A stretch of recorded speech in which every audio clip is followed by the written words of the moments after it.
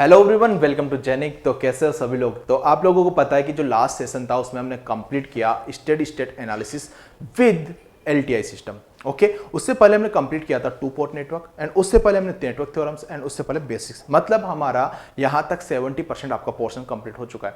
लेकिन यहां पे जो पार्ट 2 कल मैंने बताया था स्टेडी स्टेट एनालिसिस के अंदर, वहां पे मैंने बोला था कि अब हमारा पार्ट 2 स्टार्ट हो चुका है एंड पार्ट 2 के अंदर अब यहां पे जो इंपॉर्टेंट रोल है वो एसी सर्किट का है। अब एसी सर्किट में बच्चों को सबसे ज्यादा प्रॉब्लम क्यों होती है? क्योंकि एसी सर्किट में फॉर्मूला आपके पास ज्यादा होंगे और यहां पे आपको याद रखना पड़ेगा और उन फॉर्मूलों को आप रिकॉल नहीं कर पाते हो और उनको याद भी नहीं कर पाते हो। ओके, इसीलिए आप लोगों को एसी सर्किट में सबसे ज्यादा प्रॉब्लम होती है। क्योंकि मैंने डीसी में कहीं पे भी आपको ये नहीं बोला कि ये फॉर्मूला आपको याद रखना है, क्योंकि पूरा नेटवर्क आपका फंडामेंटल सब्जेक्ट है। ओके, तो फॉर्मूला याद करने की तो कहीं पे भी नीड नहीं है, बट एसी सर्किट में कुछ कंडीशंस ऐसी होती है जहां पे आपको फॉर्मूला याद रखना पड़ेगा। वो क्यों रखना पड़ेगा? क्या सर हम उसको डिराइव नहीं कर सकते? बिल्कुल डिराइव कर सकते हैं। अब वहां पे आपके पास एग्जाम में इतना टाइम नहीं होगा कि आप उसको डिराइव कर सको, इसलिए जहां पे मैं बोलूं कि आपको ये फॉर्मूला याद रखना है तो बस याद रखना है। ओके, तो इस तरीके से आपको एसी सर्किट पढ़ना है, बट इतना डिफिकल्ट नहीं है। एसी सर्किट में बात करेंगे यहाँ पे, आज जो बात होगी यहाँ पे कि किस तरीके से हम यहाँ पे फेजर निकालेंगे और फेजर के बाद रेजोनेंस कंडीशन,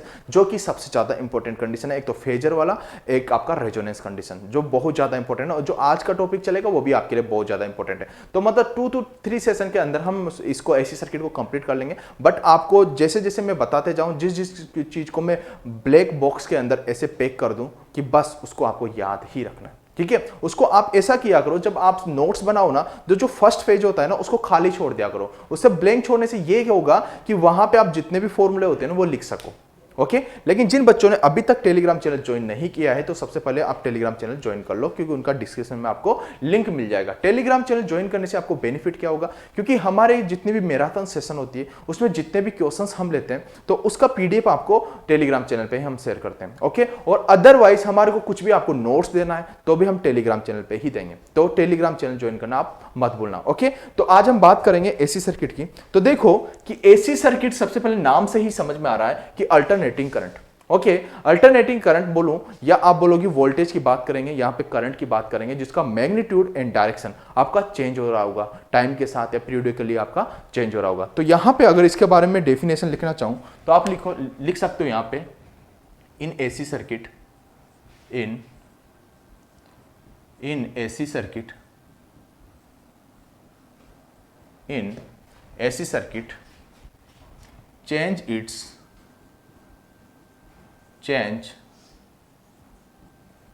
its magnitude,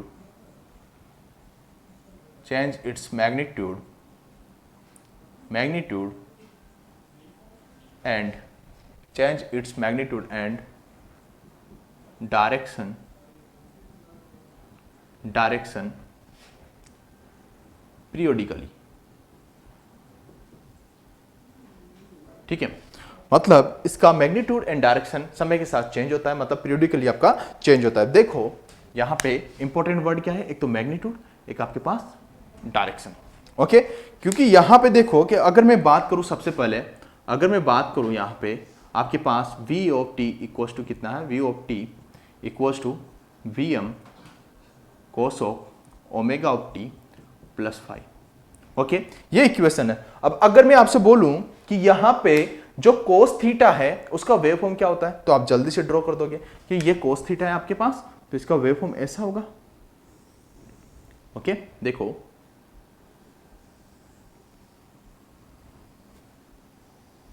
ऐसा होगा। ओके, तो मतलब यहां पे आपके पास क्या होगा?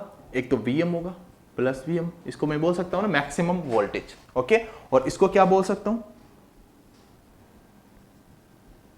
इसको बोल सकते हो आप माइनस Vm। ओके, अब देखो ये जो यहां से यहां तक जो डिफरेंस आपको दिख रहा है ना, ये किसको रिप्रेजेंट करता है? मैक्सिमम वोल्टेज को। किसको रिप्रेजेंट करता है? मैक्सिमम वोल्टेज को, मैक्सिमम वोल्टेज। ओके, और अगर मैं बात करूं कि यहां से यहां तक जो ये आपको डिफरेंस दिख रहा है प्लस Vm से माइनस Vm तक, ये किसको रिप्रेजेंट करता है? Peak to peak voltage. क्या है? Peak to peak voltage. Okay, plus VM to minus VM, मतलब ये इसे आप क्या बोलोगे, V peak to peak. Okay, इतना याद रहेगा। अब ये वेव फॉर्म आपने बना दी। अब देखो कि आपके पास यहां पे क्या था, एक्स एक्सिस पे omega of T, omega of O T, और ये आपके पास वाई एक्सिस। ओके, तो ये आपने पता चल गया कि यहां से लेके यहां तक होता है आपके पास मैक्सिमम वोल्टेज, और प्लस वीएम से लेके माइनस वीएम तक जो वोल्टेज होता है उसे आप क्या बोलते हो, peak to peak voltage. Okay, अब ये देखो कि यहां पे देखो ये टाइम का फंक्शन है, टाइम डोमेन के अंदर है ना, कोस ओमेगा, ठीक है, कोस ओमेगा टी किसके अंदर है, टाइम डोमेन के अंदर। किसके अंदर है, टाइम डोमेन के अंदर, टाइम डोमेन के अंदर। अगर टाइम डोमेन के अंदर कोई भी इक्वेशन गिवन है तो इसमें जो ये बाहर जो रिप्रेजेंट करता है ना, ये मैक्सिमम वैल्यू को रिप्रेजेंट करता है। किसको रिप्रेजेंट करता है, मैक्सिमम वैल्यू को। समझ में आया? अगर टाइम डोमेन के अंदर आपके पास फंक्शन गिवन है तो उसके अंदर जो यहां पे जो होगा वो किसको रिप्रेजेंट करेगा, मैक्सिमम वैल्यू को, उसका कोएफिशिएंट आपको रिप्रेजेंट करेगा। ओके, अगर आपको ये मैक्सिमम वैल्यू है तो आप इसे बोल सकते हो maximum voltage, maximum voltage. Okay, maximum voltage बोल सकते हो। अगर मैं आपसे बोलूं कि आपको आरएमएस वोल्टेज निकालना है तो आप आरएमएस वोल्टेज निकाल लोगे,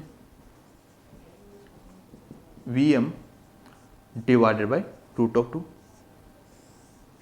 ओके, तो ये आपने मैक्सिमम निकाल लिया। अब इसे आरएमएस के अंदर आप कन्वर्ट कर दोगे तो Vm बाय रूट ऑफ 2। तो फर्स्ट पॉइंट आप लोगों को, सभी लोगों को समझ में आ गया होगा कि किस तरीके से आपको वेव फॉर्म ड्रॉ करनी है, और वेव फॉर्म से आपको किसको मैक्सिमम वोल्टेज बताना है, किसको पीक टू पीक वोल्टेज आपको बताना है। ओके, अब देखो सेकंड कंडीशन में अगर मैं बात करूं आपसे, अगर आपसे बोलूं कि 20 at an angle of theta.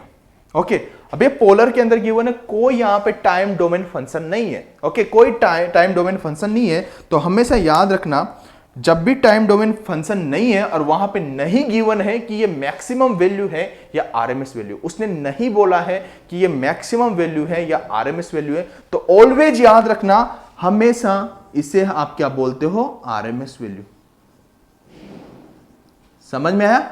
जब भी आपके पास टाइम डोमेन के अंदर फंक्शन नहीं होता है, पोलर में होता है, और वहां पे मेंशन नहीं है कि ये मैक्सिमम वैल्यू है या मिनिमम वैल्यू है, तो आप मैक्सिमम वैल्यू या मिनिमम वैल्यू बोलो या आप आरएमएस वैल्यू बोलो। अगर वो नहीं गिवन है तो आप हमेशा उसको किस में मानोगे, आप आरएमएस के अंदर ही मानोगे। ओके, सेकंड कंडीशन आप लोगों को पता चल गया।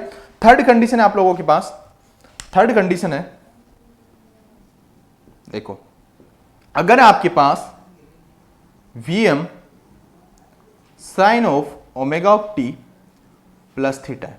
ओके, प्लस थीटा है, कुछ भी फंक्शन है। ओके, अगर आपको इसको साइन को कोस के अंदर रिप्रेजेंट करना है तो आप क्या करोगे, अगर इसको कोस के अंदर रिप्रेजेंट करना है तो आप इसे क्या लिख सकते हो, Vm cos of omega of t minus 90 degree. Okay, जब भी साइन फंक्शन को कोस फंक्शन के अंदर अगर आपको रिप्रेजेंट करना है तो उसे ओमेगा टी माइनस 90 डिग्री, मतलब माइनस 90 डिग्री से उसको सब्ट्रैक्ट करना है। ओके, समझ में आ गया, मतलब 90 डिग्री से उसको सब्ट्रैक्ट करना है। ओके, अगर आपके पास फंक्शन ऐसे गिवन है, fourth, okay, Vm cos of omega of T plus 5, जो भी है।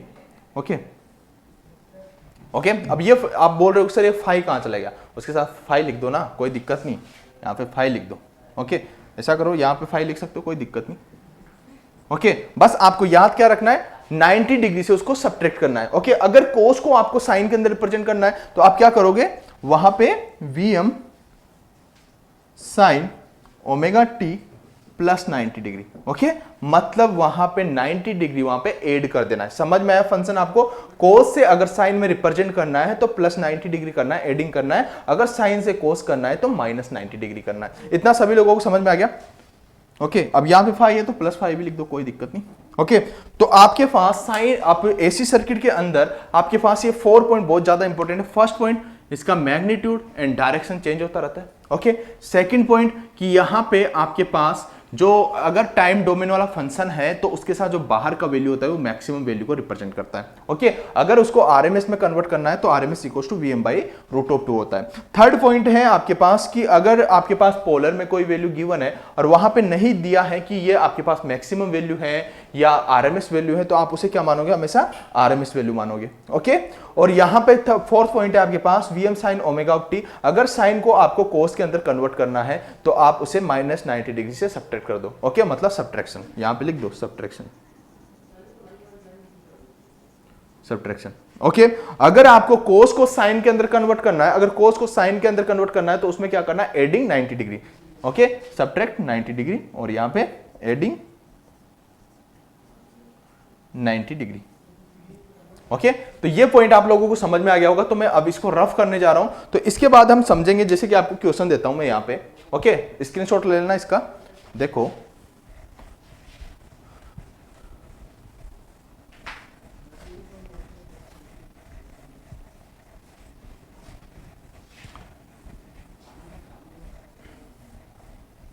देखो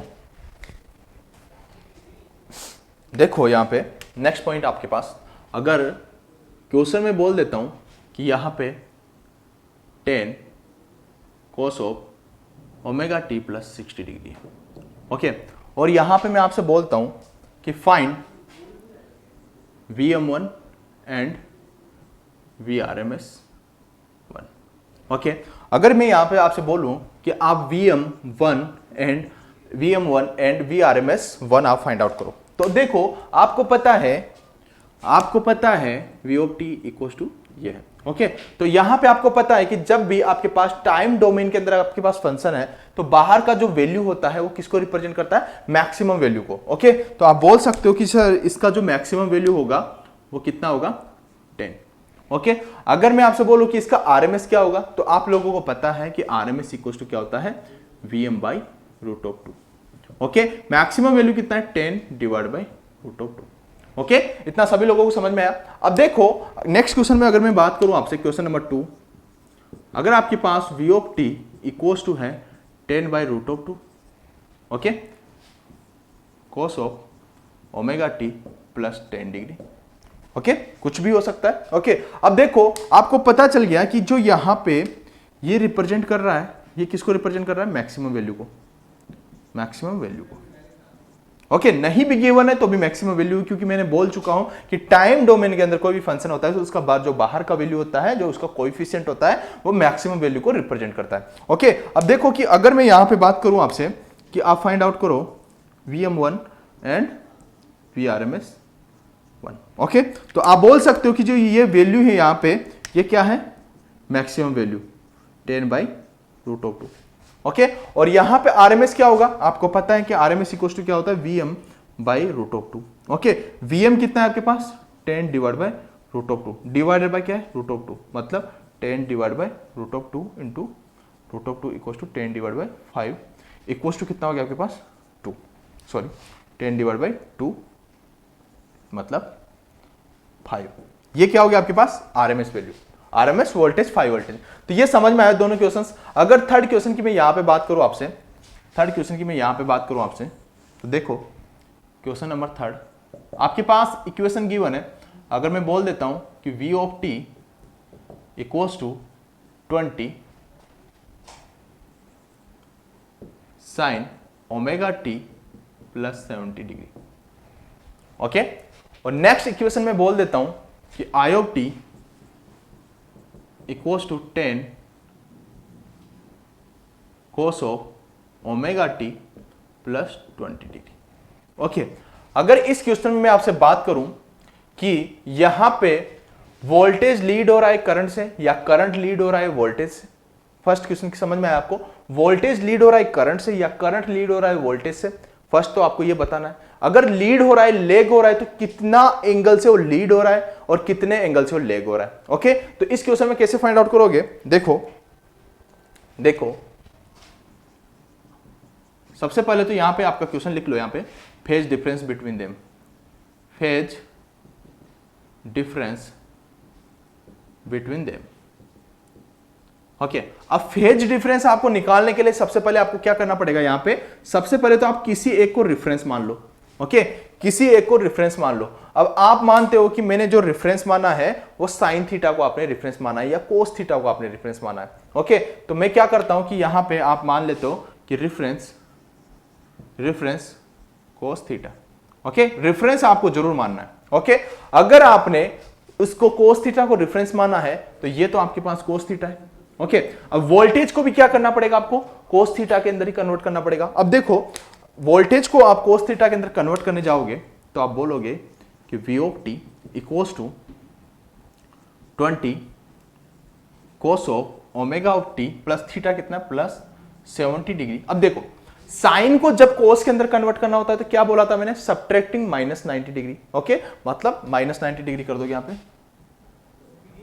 ओके, तो आप बोल दोगे कि v of T equals to कितना हो जाएगा 20 cos of omega T -20 degree. समझ में आया इतना सभी लोगों को, v of T equals to 20 cos of omega T -20 degree. Okay, और अब आपके पास आई ऑफ टी तो पहले से कोस में था, अब इसको कोस में आपने रिप्रेजेंट कर लिया। अब देखो इसमें फेज डिफरेंस आप बता सकते हो, कहीं बच्चे तो बोलेंगे कि यहाँ पे 20 होगा, कहीं यहाँ पे 0 भी बोल सकते हैं, कुछ भी बोल सकते हैं। ओके, अब देखो कैसे फेज डिफरेंस निकालना है आपको। सबसे पहले आपने रेफरेंस क्या माना था, आप बोलोगे कि सर वोल्टेज। ओके, अब वोल्टेज नहीं करंट। ओके, करंट आपने रेफरेंस माना था, मतलब करंट का वैल्यू क्या था आपके पास साइन कोस थीटा, मतलब कोस थीटा आपने रेफरेंस माना था। ओके, कोस थीटा आपका रेफरेंस था यहां पे। अब देखो कि आपके पास यहां पे कोस थीटा आपके पास रेफरेंस है, तो करंट का वैल्यू कितना था, आप बोलोगे कि +20 डिग्री। ओके, तो आप बोलोगे कि ये बन गया आपके पास +20 डिग्री। ओके, ये हो गया आपके पास आई ऑफ टी। Okay, +20 degree. अब देखो आपके पास वोल्टेज का वैल्यू ये आया, ओके, -20 डिग्री। बच्चे यहां पे सबसे ज्यादा गलती करते हैं। ओके, आप जब उसको क्लॉकवाइज घुमाओगे तो वो माइनस को ही तो रिप्रेजेंट कर रहा है ना, तो देखो यहां पे आप लिख दोगे रेफरेंस आपने 0 डिग्री पे मान दिया। ओके, ये रेफरेंस कहां पे 0 डिग्री पे, तो यहां से कितना हो रहा होगा ये -20 डिग्री, मतलब 20 डिग्री वी ऑफ टी। इतना सभी लोगों को समझ में आया। ओके, अब देखो कहीं बच्चे क्या कर देंगे, यहां पे -20 लिख देंगे क्योंकि उसको यहां पे नेगेटिव साइन दिख रहा है, लेकिन जब आपने ये फेजर बताया तो ये फेजर में ही बता चुके हो आप कि ये यहां पे माइनस को रिप्रेजेंट कर रहा है। ओके, प्लस को रिप्रेजेंट करता तो ऊपर बताते, क्योंकि ये फेजर खुद ही बता चुका है कि यहां पे ये -20 डिग्री है। ओके, क्योंकि यहां से देखोगे आप, यहां पे खड़े होके देखोगे तो ये इधर -20 डिग्री जा रहा है, तो ठीक है, तो यहां पे माइनस प्लस लिखने की जरूरत नहीं है आप लोगों को। अब देखो आपको निकालना क्या था, फेज डिफरेंस। ओके, ये फेज डिफरेंस निकाल दिया, फेज डिफरेंस। ओके, तो आप बोल सकते हो कि phase difference phi equal to कितना हो गया 20 + 20, मतलब कितना हो गया 40 degree between I of T and V of T. Okay, समझ में आया। अब देखो कि बच्चे यहां पे बोल सकते कि चलो ठीक है, यहां पे फेज डिफरेंस भी हमने निकाल दिया। आप यहां पे ये भी बोल सकते हो कि सर कौन लीड हो रहा है कौन लेग हो रहा है।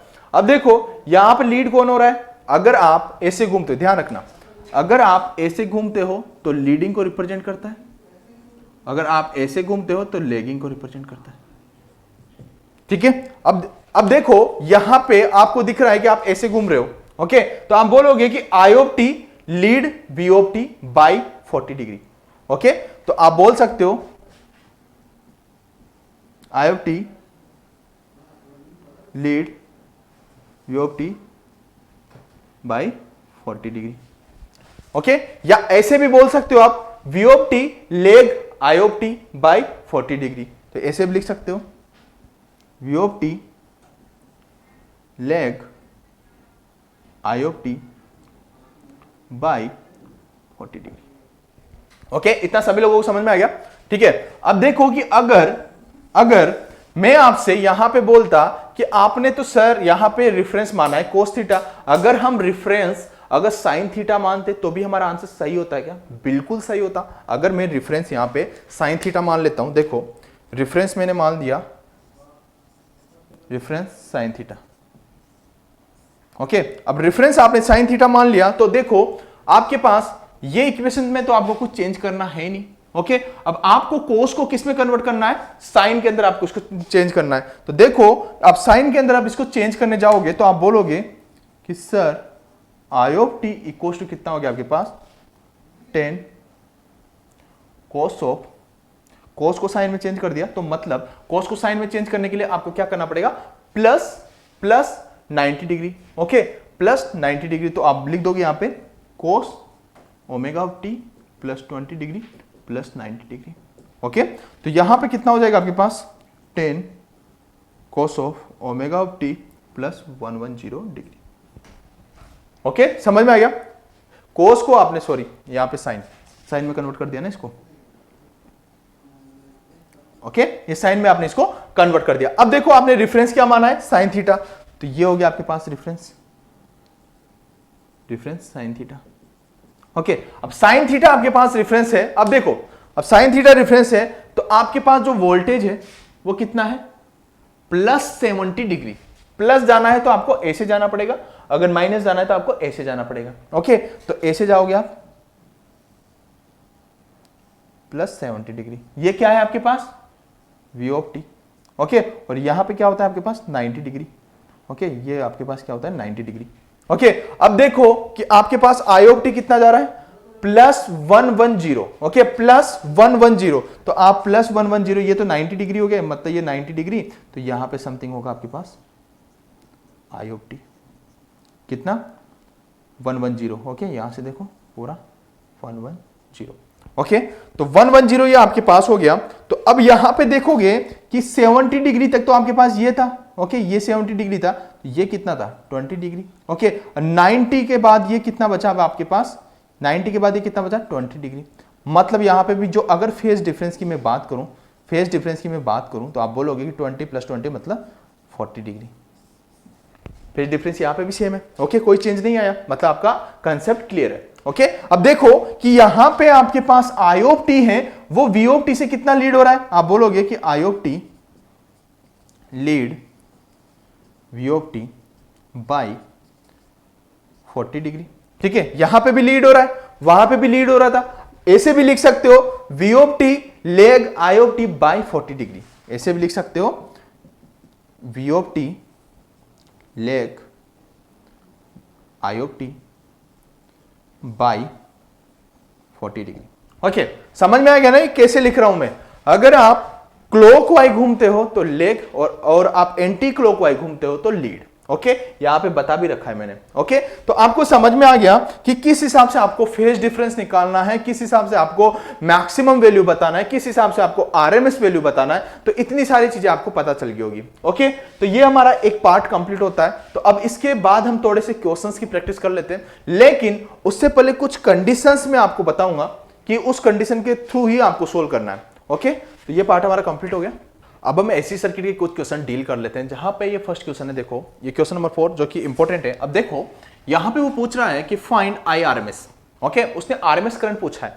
अब अभी मैंने कंडीशंस बताया, जब भी पोलर के अंदर कोई भी कंडीशन गिवन है और वहां पे नहीं बोल रखा है कि वो मैक्सिमम वोल्टेज है या मैक्सिमम करंट है या आपका आरएमएस से कुछ नहीं बता रखा, तो आपको क्या मानना है, उसको आरएमएस ही मानना है। क्यों मानना है, क्योंकि मैंने बोला कि अगर टाइम डोमेन के अंदर फंक्शन है तो उससे जो भी कोएफिशिएंट मल्टीप्लाई होगा तो उसे आपको मैक्सिमम वैल्यू मानना है। ओके, अगर पोलर में है तो उसको आपको आरएमएस मान के ही सोल्व करना है। ओके, अगर नहीं गिवन है तो आप इसे क्या मानोगे, आप बोलोगे सर अगर पोलर में टाइम डोमेन में नहीं है तो इसे हम क्या मानेंगे, आरएमएस मानेंगे। अगर नहीं गिवन तो क्या जाता है आप लोगों का, अगर उसने बोल रखा है तो उसको आरएमएस मानो ना आप। ठीक है, अब देखो आपको आई आरएमएस करंट फाइंड आउट करना है, तो आप आई आरएमएस फाइंड आउट करोगे तो यहां पे देखो, यहां पे करंट पासिंग आई। ओके, एसी सर्किट है तो देखो एसी सर्किट लिए करंट कितना हो जाएगा, voltage divide by resistance plus आपके पास इंडक्टर। ओके, तो आप बोल दोगे कि 20 at an angle of 30 degree divided by 2 plus 2J। Okay, तो करंट का वैल्यू कितना हो जाएगा आपके पास, आप बोलोगे कि 20 at an angle of 30 divided by 2 1 plus J। Okay, इससे कट हो जाएगा तो करंट का वैल्यू कितना हो गया, 10 at an angle of 30 divided by कितना हो जाएगा आपके पास, डिवाइड बाय कितना हो जाएगा आपके पास 1 प्लस J। ओके, अब देखो नीचे आपके पास 1 प्लस J है तो इसका एंगल कितना होगा, आपको भी पता है कि 10 inverse theta equal to 10 inverse imaginary part divide by real part, imaginary 1/1 मतलब theta equal to 45 degree. Okay, तो अब करंट का वैल्यू कितना हो जाएगा आपके पास, इसका मैग्नीट्यूड लिखो सबसे पहले तो 10 at an angle of 30 degree divide by magnitude कितना हो जाएगा, √2 at an angle of 45 degree. Okay, अब देखो कि यहां पे आपके पास करंट का वैल्यू कितना हो जाएगा, 10 डिवाइड बाय √2। अब ये 5/2, कल भी बताया था ना, अगर डिवाइडेड में है तो उसे आप सब्ट्रैक्ट करके उसका एंगल करते हो। ओके, अगर मल्टीप्लीकेशन है तो आप उसका एडिशन करते हो एंगल का। अब देखो कि यहां पे कितना हो जाएगा आपके पास 30 माइनस 45 इक्वल्स टू कितना हो जाएगा आपके पास 10√2 एट एन एंगल ऑफ कितना हो जाएगा -15 डिग्री। ओके, ये आपके पास जो करंट आया है वो आरएमएस करंट है। कौन सा करंट है? आरएमएस करंट है। अगर वो आपसे मैक्सिमम पूछता तो आप कर देते ना I RMS equals to I maximum divide by √2। Maximum equals to कितना हो जाता √2 इंटू आई आरएमएस। ओके, मतलब आप करंट जो आरएमएस करंट है उसको √2 से मल्टीप्लाई करोगे तो आपके पास मैक्सिमम करंट आ जाएगी। ओके, तो ये क्वेश्चन आप लोगों को समझ में आ गया होगा। अब देखो, अब हमारे को जो जो कंडीशंस यहां पे लगेगी एसी सर्किट में वो आपको जरूर ध्यान रखना है। ओके, अगर मैं फर्स्ट पॉइंट की बात करूं, देखो नोट करके लिख लेना, इसको नोट करके लिख लो।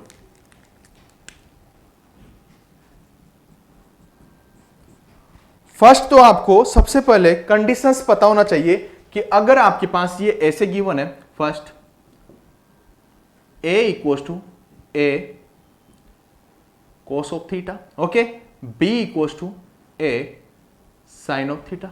ओके, अगर इसको आप रेक्टेंगुलर फॉर्म के अंदर लिखना चाहोगे तो आप कैसे लिखोगे? a plus J B equals to a common ले लो cos of theta plus j sin of theta. दोनों तरफ आप मैग्नीट्यूड लोगे तो sine square theta cos square theta कितना हो जाएगा 1। ओके, तो मतलब आप बोल सकते हो कि a का जो वैल्यू होगा मैग्नीट्यूड का, ओके, मैग्नीट्यूड लिख दो डायरेक्टली। ओके, मैग्नीट्यूड कितना हो जाएगा आपके पास √a² प्लस b²। ये तो हो गया आपके पास मैग्नीट्यूड,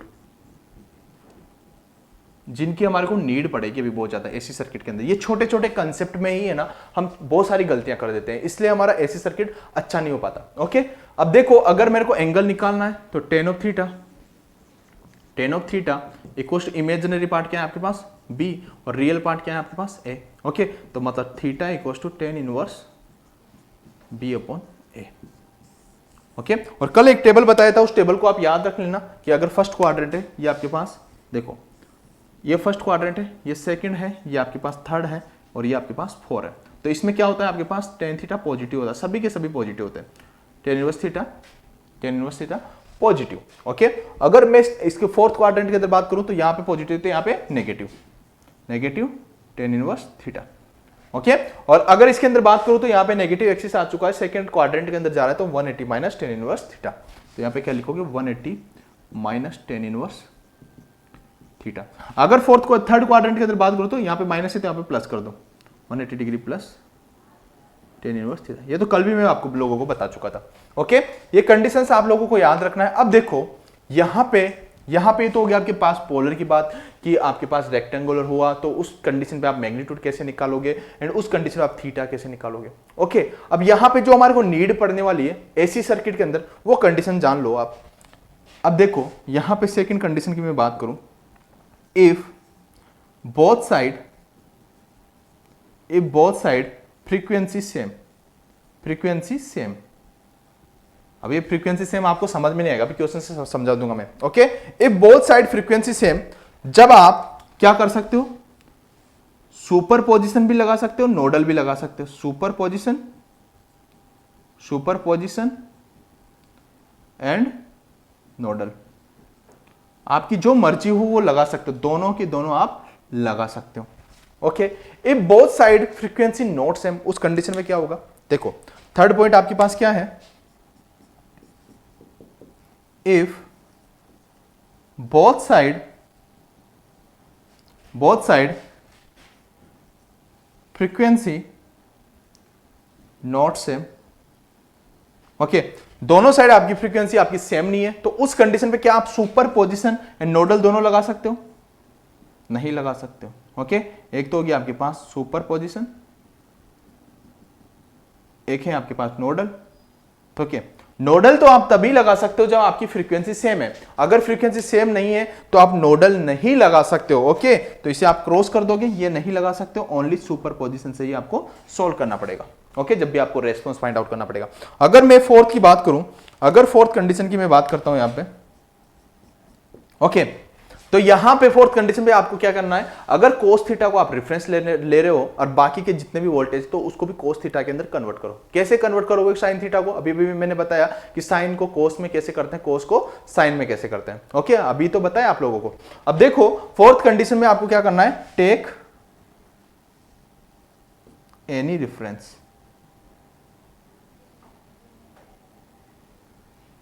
ठीक है, कोई भी एक आपको रेफरेंस ले लेना है। ओके, अगर कोस में ले रहे हो तो सभी को कोस में ले लो, अगर साइन में ले रहे हो तो सभी को साइन में ले लो। अब इसी कंडीशन को, ये बहुत ज्यादा इंपॉर्टेंट है, देखो मैं बोल देता हूं, ये इसको आप टेबल बना लो, ये बहुत ज्यादा इंपॉर्टेंट कंडीशंस है।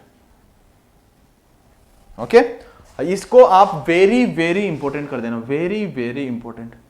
ओके, अब इसके थ्रू हम यहां पे एक पार्ट हमारा एसी सर्किट का कंप्लीट हो जाएगा। ओके, इसके थ्रू हम क्वेश्चन डील करेंगे, अब क्वेश्चन को कैसे डील करना है। ओके, अब देखो हम नेक्स्ट क्वेश्चन देखते हैं, यहां पे क्वेश्चन नंबर 5। देखो अब हम समझ नहीं करते हैं, अब जो भी आपको कंसेप्ट बताया उनको हम समझने की कोशिश करते हैं। कि जैसे कि आपके पास ये सर्किट डायग्राम है और यहां पे पूछ रहा है कि फाइंड आई, ये फाइंड आई मतलब इसके अंदर आपके पास करंट है। ओके, अभी आपको करंट फाइंड आउट करना है। ओके, और आपके पास ये एसी सर्किट है, नेटवर्क आपका स्टेडी स्टेट कंडीशन में। ओके, और यहां पे देखो कि इस साइड में आपके पास एक तो कोस थीटा है और इधर आपके पास साइन थीटा है। ओके, इधर एक तो कोस थीटा है, एक साइन थीटा है। फ्रीक्वेंसी आपको जरूर चेक करना है, आप यहां पे फ्रीक्वेंसी चेक करोगे, फ्रीक्वेंसी आप चेक करोगे तो ओमेगा इक्वल टू कितना है 100। ओके, इधर भी आप फ्रीक्वेंसी चेक करोगे तो आपके पास ओमेगा इक्वल टू कितना है 100, मतलब फ्रीक्वेंसी सेम है। और अभी अभी मैंने नोट करके लिखा है आपको, जब भी फ्रीक्वेंसी सेम होती है उस टाइम पे आप नोडल भी लगा सकते हो और सुपर पोजिशन भी लगा सकते हो। मतलब आप बोल सकते हो, अगर मैं इसको सॉल्यूशन देना चाहूं आपको, तो आप बोल सकते हो क्या बोल सकते हो, सुपर पोजिशन एंड नोडल दोनों आपके पास एप्लीकेबल है। ओके, सुपर पोजिशन भी लगा सकते हो, नोडल भी लगा सकते हो। फर्स्ट कंडीशन आपकी क्लियर, फर्स्ट स्टेप आपका क्लियर हो चुका है। सेकंड स्टेप आपको क्या करना है, आपको रेफरेंस मानना है। ओके, कि अगर कोस में है तो उसको कोस में कन्वर्ट करो, अगर साइन को रेफरेंस मानते हो उसको साइन में कन्वर्ट करो। अब देखो कि आपके पास यहां तो साइन थीटा है और यहां पे कोस थीटा है। अगर आप मानते हो कि मैं कोस थीटा को रेफरेंस मानता हूं तो इसको भी आप कोस थीटा में लेके आओ। अगर आप साइन थीटा को रेफरेंस मानते हो तो इसको भी आप साइन थीटा में लेके आओ। अब अभी मैंने आप लोगों को बताया कि साइन थीटा में कैसे लेके आते हो, कोस थीटा के अंदर आप कैसे लेके आते हो। अब देखो कि अगर मैं मान लेता हूं take reference cos theta. Okay, cos theta को मैंने रेफरेंस मान लिया, तो आप क्या करोगे, इसको किसके अंदर कन्वर्ट कर दोगे, आप इसको आप कोस थीटा के अंदर कन्वर्ट कर दोगे। ओके, अब इसको आप कोस थीटा के अंदर कन्वर्ट करोगे, आपने रेफरेंस उसको माना है, तो आपको पता है कि साइन को अगर कोस के अंदर कन्वर्ट करना होता है तो 90 डिग्री से आप सब्ट्रैक्ट कर लो। ओके, तो 90 डिग्री से आप सब्ट्रैक्ट कर लोगे तो आपके पास कितना हो जाएगा, 20 sine 100 of t minus 90 degree, sorry cos के अंदर कन्वर्ट कर दिया ना, बात एक ही है, कोस 100 of t minus 90 degree. Okay, अब इधर भी आपके पास कोस थीटा हो चुका है और इधर भी आपके पास कोस थीटा हो चुका है। अब आप नोडल लगा सकते हो, आपकी मर्जी, आप नोडल भी लगा सकते हो, सुपर पोजिशन भी लगा सकते हो। मैं यहां पे नोडल से सोल्व करके बताऊंगा, आप सुपर पोजिशन लगा लेना। ओके, अब देखो कि अगर यहां का वोल्टेज मैं मान लेता हूं V, तो यहां पे रेफरेंस तो सभी का सेम है ना, रेफरेंस तो यहाँ पे ग्राउंडेड मान ले, रेफरेंस आप कहीं पे भी मान सकते हो, इसका भी रेफरेंस यहीं पे है, इसका भी रेफरेंस यहीं पे है, इसका भी रेफरेंस आपका यहीं पे है। ओके, तो यहाँ पे अगर मैं नोडल वोल्टेज V मान लेता हूं, ओके, और आपसे पूछा है कि इस करंट का वैल्यू क्या होगा, तो अब इजी तरीके से आप फाइंड आउट कर सकते हो ना। अब देखो कि यहां पे इसको अगर पोलर के अंदर में लिखना चाहूं तो आप कैसे लिखोगे, 20 एटर्न एंगल कितना लिखोगे, एटर्न एंगल ये, ओके, कोस के अंदर कन्वर्ट किया है माइनस 90 डिग्री। ओके, और अगर इसको पोलर के अंदर कन्वर्ट करना चाहो कैसे लिखोगे, 20 एटर्न एंगल ऑफ 30 डिग्री। ओके, अब मैं आपसे पूछता हूं कि ये जो 20 है ये आरएमएस है या मैक्सिमम, तो आप बोलोगे कि सर ये मैक्सिमम वैल्यू है। मैक्सिमम वैल्यू क्यों है, क्योंकि ये टाइम फंक्शन है। ओके, अगर टाइम डोमेन के साथ है तो ये मैक्सिमम वैल्यू को रिप्रेजेंट करेगा। ये आरएमएस को तभी रिप्रेजेंट करता है जब वहां पे कुछ नहीं गिवन हो, जब कुछ नहीं बोला हो, उसके लिए बताया नहीं हो कि ये कौन सा वैल्यू है। तो मतलब ये Vm एटर्न एंगल ऑफ थीटा है, तो मतलब ये क्या है, आपके पास मैक्सिमम वैल्यू है। ये ध्यान से रखना, ये चीजें आपको समझना पड़ेगा। अब देखो कि अगर मैं यहां पे नोडल एनालिसिस लगाता हूं, ठीक है, तो मैं इसको हायर पोटेंशियल पे मान लेता हूं, तो हायर पोटेंशियल में मान लिया तो हायर से लोअर की ओर करंट फ्लो होगी, तो यहां पे डायरेक्शन ये बता दिया। ओके, और ये हायर इधर से करंट आपका इधर फ्लो होगा क्योंकि हायर पोटेंशियल आपने इसको मान लिया है। ओके, अब देखो यहां पे नोडल लगाओगे तो आप लिखोगे V minus 20 at an angle of 30 minus 0 divide by 2, 0 को लिखने की नीड नहीं है। अब देखो V minus 20 at an angle of 30 divided by 2 plus V divided by 2 plus V divide by 2। Okay, plus क्या कर दोगे V minus at an angle of minus 90 degree divide by 2J equal to 0। Okay, अब देखो कि यहां पे आपके पास यहां पे कितना हो जाएगा V by 2 minus 10 at an angle of 30 degree. Okay, plus V by 2 plus इसको क्या लिख सकते हो, इसको क्या लिख सकते हो माइनस जे 0.5 V। ओके, और इसको क्या लिख सकते हो माइनस 1/2। ओके, माइनस 1/2 और ये एंगल ऊपर चला जाएगा तो ये एट एन एंगल ऑफ 90 और ऊपर गया minus 180 degree, minus 180 degree. Okay, अब देखो ये वाला पार्ट ये वाला पार्ट एक साथ ले लो, वोल्टेज वाला पार्ट एक साथ ले लो, तो V/2 और V/2 कितना हो गया V। ओके, तो minus J 0.5 V। Okay, equals to करोगे आप तो माइनस 10 इक्वल्स टू कर दो तो प्लस हो गया plus 10 at an angle of 30 plus 1/2 at an angle of minus 180 degree. Okay, V common ले लो यहां से तो 1 माइनस J 0.5 इक्वल्स टू कितना हो गया आपके पास 10 at an angle of 30 degree plus 1/2 at an angle of minus 180 degree. Okay, अब ये वोल्टेज का वैल्यू फाइंड आउट कर लोगे यहां से, वोल्टेज का वैल्यू कितना आएगा, वोल्टेज इक्वल्स टू कितना हो जाएगा 10 at an angle of 30 plus 1/2 at an angle of minus 180। Okay, calculation जरूर चेक कर लेना एक बार, 1 माइनस J 0.5।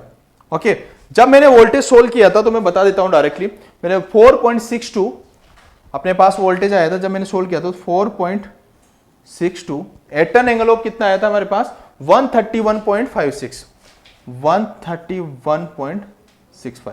ओके, तो एक बार आप भी कैलकुलेशन चेक कर लेना क्योंकि कैलकुलेशन में कुछ मिस्टेक भी हो सकती है, क्योंकि जब मैंने कैलकुलेट किया था तो मेरे पास ही आया था। ओके, एक बार आप भी कंफर्म कर लेना। तो हमारे पास वोल्टेज का वैल्यू आया ये। ओके, अब आपको फाइंड आउट क्या करना था, इस करंट का वैल्यू फाइंड आउट करना था। करंट का वैल्यू फाइंड आउट कर लोगे, I इक्वल टू कितना लिख दोगे, I equal to V/2। Voltage कितना है आपके पास 4.62 at an angle of 131.65 divided by 2, मतलब ये आपके पास करंट आ जाएगा, एम्पियर करंट। ओके, तो ये मैंने नोडल से लगा दिया। आप यहाँ पे सुपर पोजिशन भी लगा सकते हो, एक को एक्टिव करना बाकी को डीएक्टिव, फिर इसको एक्टिव करना इसको डीएक्टिव करके आप दोनों करंट को ऐड कर देना, तो सुपर पोजिशन पे आप यहाँ पे लगा सकते हो। ओके, तो समझ में आ गया होगा आपको। आप रेफरेंस किसी को भी ले सकते हो, आप यहाँ पे आपने कोस थीटा को रेफरेंस लिया था, आप साइन थीटा को भी आप रेफरेंस ले सकते हो, फिर आप इसको भी आपको साइन थीटा के अंदर कन्वर्ट करना पड़ेगा। ओके, तो इतना सारी चीजें समझ में आ गई, तो मतलब ये क्वेश्चन हमारा कंप्लीट होता है। अब नेक्स्ट क्वेश्चन की ओर हम आगे बढ़ते हैं।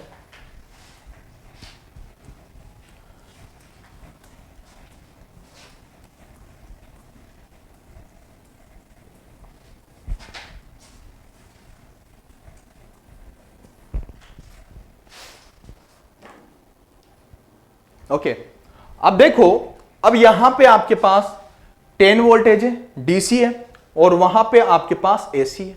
ओके, अब देखो कि यहां पे ओमेगा कितना है, आप बोलोगे कि सर यहां तो ओमेगा इक्वल टू 0 है, और यहां पे ओमेगा कितना है 2, तो आप बोलोगे ओमेगा इक्वल टू 2 रेडियन पर सेकेंड। ओके, यहां पे पूछा क्या है आपसे, करंट फाइंड आउट करना है, और आपका जो नेटवर्क है स्टेडी स्टेट कंडीशन में। ओके, तो कोई दिक्कत नहीं। अब यहां पे कैपेसिटर है, आप ये देखो कि आपके पास x of c 1/j omega of c। Okay, ये करते हो आप। अब देखो, सबसे पहले आपको फ्रीक्वेंसी चेक करना है, ठीक है। आप फ्रीक्वेंसी चेक करोगे तो आप सबसे पहले क्या देखोगे कि फ्रीक्वेंसी सेम है या नहीं है। देखो, यहां पे फ्रीक्वेंसी 0 है, वहां पे फ्रीक्वेंसी कितना है 2 है, क्या फ्रीक्वेंसी सेम है? आप बोलोगे नहीं सर फ्रीक्वेंसी सेम नहीं है, क्योंकि यहाँ पे 0 है वहां पे 2 है, तो फ्रीक्वेंसी चेंज है। तो क्या यहाँ पे सुपर पोजिशन एंड नोडल दोनों लगा सकते हो? नहीं लगा सकते हो। ओके यहां पे आप नोडल नहीं लगा सकते हो, ओनली सुपर पोजिशन लगा सकते हो। ओके तो आप यहां पे लिख सकते हो सॉल्यूशन सुपर पोजिशन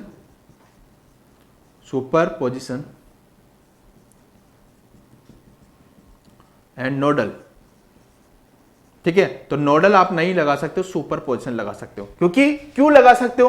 क्योंकि यार इस फ्रीक्वेंसी पे अलग वैल्यू आएगा करंट का, इस फ्रीक्वेंसी पे अलग वैल्यू आएगा। ठीक है, इसीलिए आप सुपर पोजिशन लगा रहे हो। नोडल के लिए तो आप एक ही फ्रीक्वेंसी पे दोनों तरफ आपका सेम फ्रीक्वेंसी होना चाहिए ना, लेकिन यहाँ पे तो फ्रीक्वेंसी 2 है ना, इसलिए आप यहाँ पे सुपर पोजिशन लगा सकते हो, नोडल नहीं लगा सकते हो। तो ये इंपॉर्टेंट है, ये कंडीशन आपको ध्यान रखना पड़ेगा। अगर ये ध्यान नहीं रखोगे ना छोटी छोटी चीजें, तो गलती करोगे आप। ओके अब देखो कि अगर मैं सुपर पोजिशन लगा रहा हूं तो सबसे पहले इसको एक्टिव करूंगा, उसको डीएक्टिव करूंगा। ओके और उसके बाद इसको एक्टिव करूंगा, इसको डीएक्टिव करूंगा। ओके तो यहां पे देखो कि आपके पास सबसे पहले मैं एक्टिव किसको कर रहा हूं? फर्स्ट सुपर पोजिशन बता चुका हूं मैं, keep 10 voltage and kill 5 cos 2t। Okay इसको कीप किया, उसको किल किया। तो देखो डीसी के लिए तो नॉर्मली आप लोगों को पता है कि जो इंडक्टर होता है वो शॉर्ट सर्किट हो जाता है और जो कैपेसिटर होता है वो ओपन सर्किट हो जाता है। क्यों होता है? देखो ना यार, X of C equal to J omega of C होता है, तो यहां पे ओमेगा का वैल्यू 0 है, तो आपके पास कितना हो गया? आप बोलोगे कि सर यहां पे लिख देता हूं X of C equal for DC X of C equal to 1 upon omega of C, तो आपके पास ओमेगा का वैल्यू कितना है? 0, तो आप बोलोगे कि 1 upon 0 equal to infinity. Infinity मतलब आपके पास क्या है? Open circuit. ओके और X of L equal to क्या लिखते हो? जे ओमेगा ऑफ एल, मतलब ओमेगा का वैल्यू कितना है यहाँ पे? 0, तो आप बोलोगे 0 इंटू एल मतलब 0 का मतलब क्या होता है? Short circuit. ओके तो अब देखो कि यहां पे आपके पास 10 वोल्टेज को आप क्या कर रहे हो? एक्टिव कर रहे हो, इसको एक्टिव कर दिया हमने। अब ये तो हो गया आपके पास शॉर्ट सर्किट। ओके ये यहां पे आपके पास रेजिस्टेंस और यहां पे करंट बोल देता हूं आई डैश। ओके अब देखो कैपेसिटर आपका क्या हो चुका है? Open circuit. ये आपके पास शॉर्ट सर्किट। ओके ये ओपन सर्किट हो चुका है। ओके अब देखो कि आपके पास अब ये तो आपके पास इसको तो ये शॉर्ट सर्किट हो चुका है क्योंकि सुपर पोजिशन आपने लगा दिया। अब देखो ये ओपन सर्किट हो चुका है, तो आपके बात बताओ कि इधर तो करंट जो होगा वो क्या होगा? 0 होगा। करंट जो आईडीएस होगा वो इसी में जाएगा, तो आईडीएस का वैल्यू कितना हो जाएगा आपके पास? 10/2 इक्वल टू अप्लाई केवीएल, तो 5 एम्पियर। ओके डीसी के कारण जो यहां पे करंट आएगा वो 5 एम्पियर आएगा। ओके अब एसी के लिए बात कर लेते हैं। अब क्या करोगे? Keep 5 cos 2t and kill किसको करोगे? 10 वोल्टेज को। ओके अब देखो कि आपने जब इसको एक्टिव करोगे, इसको जब आप एक्टिव करोगे तो क्या आएगा आपके पास? देखो ये हो गया आपके पास 2 ओम। ओके अब देखो एक्स ऑफ सी जो आपके पास निकल के आएगा ओमेगा इक्वल टू 2 पे, ओमेगा इक्वल टू कितना है? 2, तो ओमेगा इक्वल टू 2 पे कितना आ जाएगा? सबसे पहले ये देख लो, X of C equal to 1 upon J omega of C, मतलब आप बोल दोगे कि यहां पे ओमेगा इक्वल टू 2, तो मतलब 1 अपॉन 2जे। ओके 1 अपॉन 2जे आ जाएगा आपके पास। ओके तो यहां पे हो गया आपके पास 1 अपॉन 2जे। ओके और यहां पे हो गया आपके पास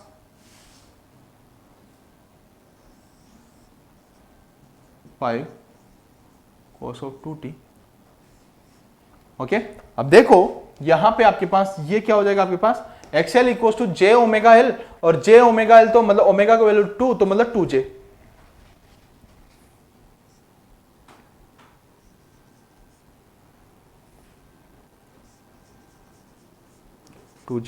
ओके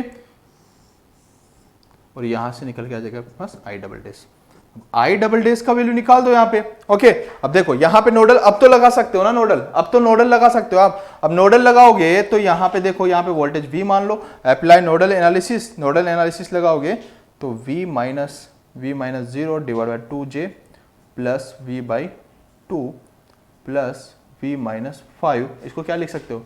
5 एट एंगल ऑफ 0 ना। Okay divided by 1/2j।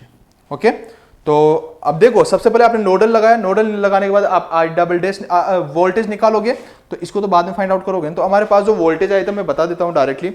मेरे पास जो वोल्टेज आया था वो आया था 2 at an angle of 0 sorry 2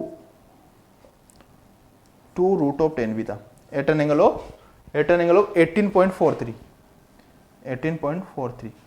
ये हमने वोल्टेज फाइंड आउट कर लिया था। ओके अब यहां से आप करंट फाइंड आउट कर सकते हो। ओके तो आई डबल डैश का वैल्यू हो जाएगा I double dash equal to V upon 2।